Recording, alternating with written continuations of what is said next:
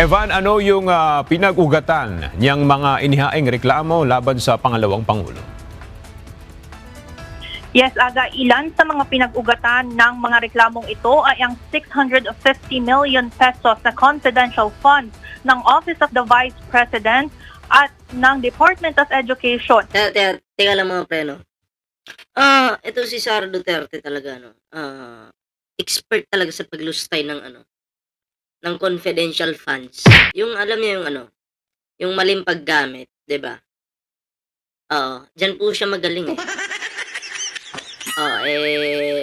Tinatrabaho niya yung confidential funds para hindi para gastusin sa tama, kundi para higupin.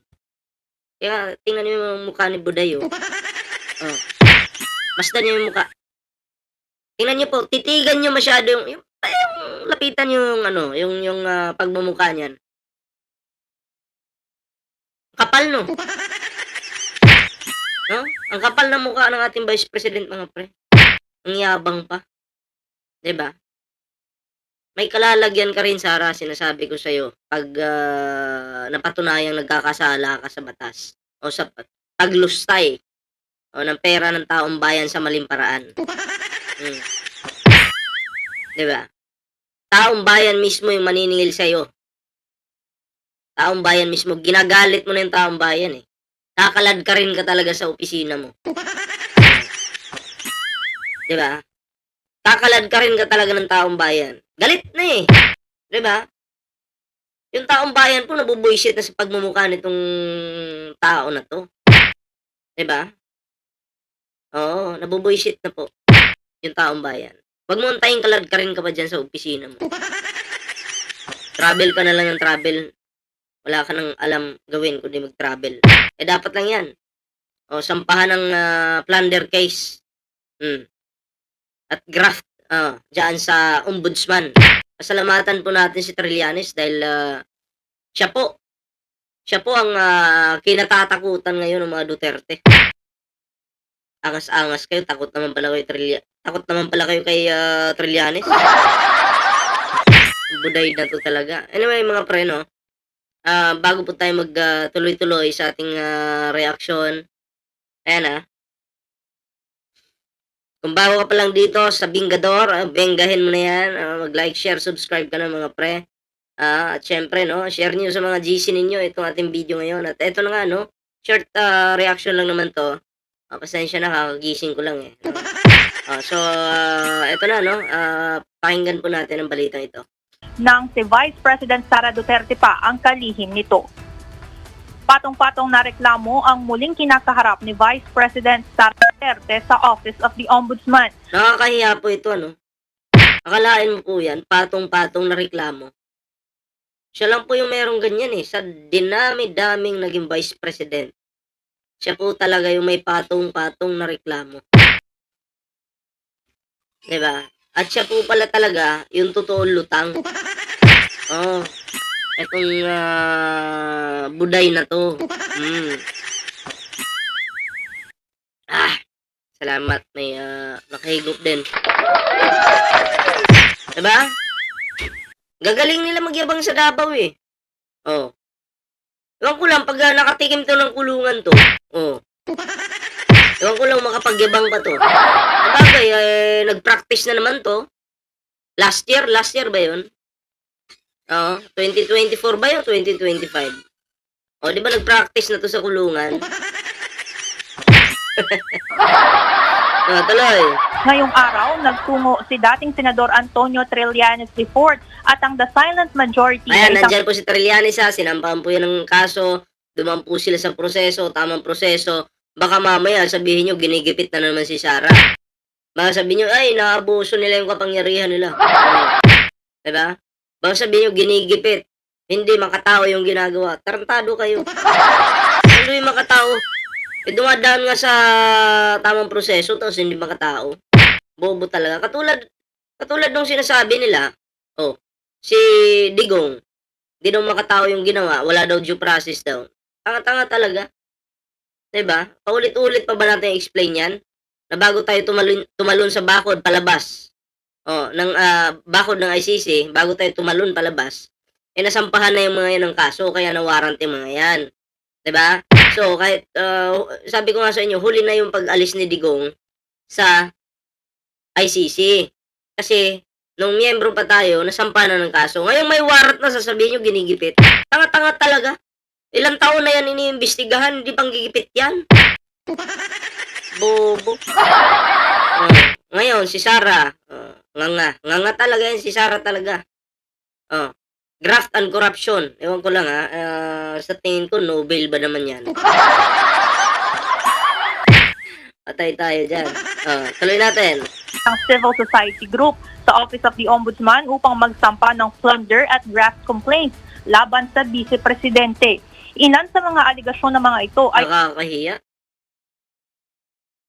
Yung isang boba, no? Tad-tad ng kaso. ang umano'y maling paggamit ng confidential funds ng Office of the Vice President at Sasabihin ng iba, ito merong confidential fund si PBBM.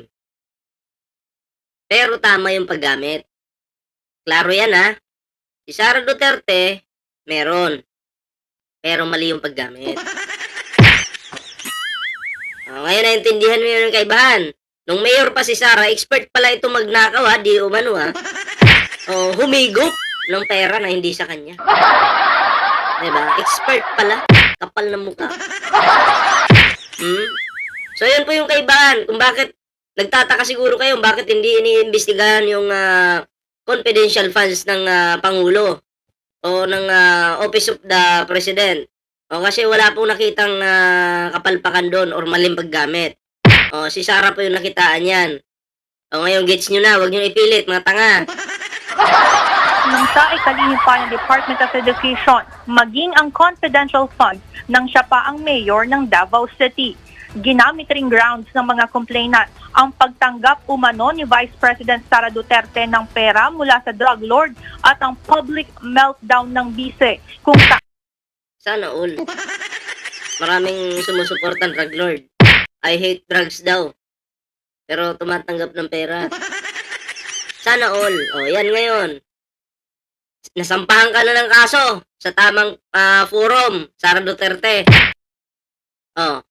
Hawak-hawak ni Trillanes yung ebidensya na ikaw ay tumatanggap ng pera sa mga drug lord. May ebidensya. Ngayon, sasagutin mo yun. Magsasubmit ka na ngayon ng counter affidavit mo. So, galingan mo. Ang kunin mong lawyer, si Topacio. Para automatic na, mabilis yung pagkatalo mo. Ayan Pag napatunayan pong ito si Sara Duterte talaga yung magnanakaw, mauudlot yung pagtakbo nito bilang presidente ng Pilipinas. May kaso ka kay Trillanes. Sinampahan ka ng kaso sa ombudsman. Meron ka pang impeachment. Meron ka pang ICC. Nakakahiya. ng binantaan ito na papatayin si Pangulong Ferdinand Marcos Jr. Aga panawagan Kahit pa sabihin mong, sinabihan, may natanggap kasi akong balita na ipapapatay daw ako. Diba? Ipapapatay ka.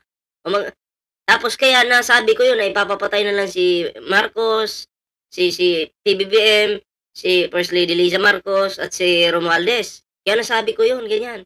Kasi may natanggap ako O ngayon, papakita mo yung ebidensya mo na yun. Kung legit ba yun o hindi. Di lang kasi pwede sabi-sabi lang Kasi kung mapapatunayan mong meron ng pagbabanta si PBBM sa buhay mo, First Lady Liza Marcos o si Martin Romualdez na ipapapatay ka, kaya gusto mo silang ipapatay, medyo may laban ka doon. Mukhang wala kang ebidensya Kasi mahilig nga kayong gumawa ng kwento. So, yun yung papatunayan mo ngayon sa impeachment. Sa impeachment po yan Pinag-uusapan natin